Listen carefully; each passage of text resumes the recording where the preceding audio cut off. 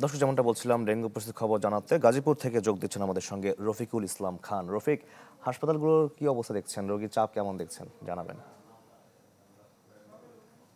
শাকিল, গেল ২৪ ঘন্টায় গাজীপুরে ডেঙ্গুতে আক্রান্ত হয়ে ১৩ জন রোগী শহীদ তাজউদ্দিন আহমদ মেডিকেল কলেজ হাসপাতালে ভর্তি হয়েছে। এ নিয়ে এবছর ৫৫৬ জন রোগী গাজীপুরে শনাক্ত হয়েছে। এদের মধ্যে থেকে ৩১ জনকে উন্নত চিকিৎসার জন্য ঢাকাতে রেফার করা হয়েছে এবং সুস্থ হয়ে বাড়ি ফিরে গেছে ৪৯৬ জন। তো এই যে রোগীগুলো আসলে আক্রান্ত হচ্ছে ডেঙ্গুতে, এদের অধিকাংশই কিন্তু দেখা যাচ্ছে গাজীপুর সিটি কর্পোরেশন এলাকার বাসিন্দা, বিশেষ করে টঙ্গী, গাজীপুর সদর, কোনাবাড়ি, এমনকি বড়বাড়ি এলাকার বেশিরভাগই রোগী আসা হচ্ছে। তাছাড়া যে সমস্ত উপজেলা রয়েছে সেখান থেকে রোগীর সংখ্যা আসছে সেটি কিন্তু তুলনামূলকভাবে অনেকটাই কম। তো যারা আক্রান্ত হচ্ছে বেশিরভাগ যেহেতু সিটি কর্পোরেশনের বাসিন্দারা যেটি অভিযোগ করছেন, যে মশক নিধনের যে ঔষধ দেওয়ার কথা ছিল সিটি কর্পোরেশন থেকে, তারা কিন্তু সেরকম দেখছেন না। হঠাৎ করে দু একবার দেখা গেলেও সেটি কিন্তু নিয়মিত নয়। তবে সিটি কর্পোরেশন যেটি বলছেন, তারা যে ওয়ার্ড ভিত্তিক কিন্তু মশক নিধনের জন্য ওষুধ বরাদ্দ আছে। কালার এক্সপার্ট, জর্জ স্যাপ এবং মাইল্ড অন হ্যান্ডস টেকনোলজি সমৃদ্ধ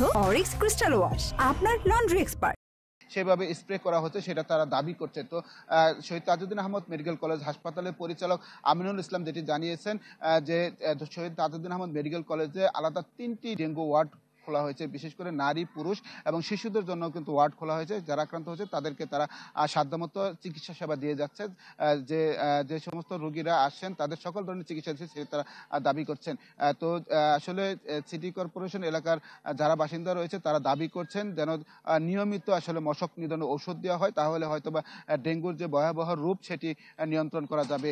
এই ছিল গাজীপুর থেকে সর্বশেষ খবর। শাকিল। রফিক, আপনাকে ধন্যবাদ আমাদের সঙ্গে যুক্ত হওয়ার জন্য। দর্শক, ডেঙ্গু পরিস্থিতির খবর জানছিলাম। গাজীপুর থেকে যোগ দিয়েছিলেন আমাদের সহকর্মী রফিকুল ইসলাম খান।